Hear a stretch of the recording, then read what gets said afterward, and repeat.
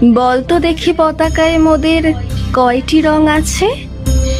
শিক্ষক এসে শুধালেন হেসে দ্বিতীয় শ্রেণীর কাছে।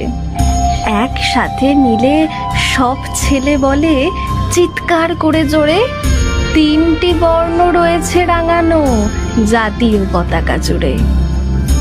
শ্রেণীর পিছনে বেঞ্চের কোণে শিশু ছিল এক বসে। পতাকার মাঝে 5 রং আছে, বলল সে মৃদু ভাষে।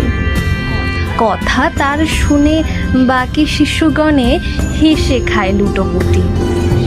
শিক্ষক রেগে বলেন হেঁকে, বোঝাও কি করে 5টি?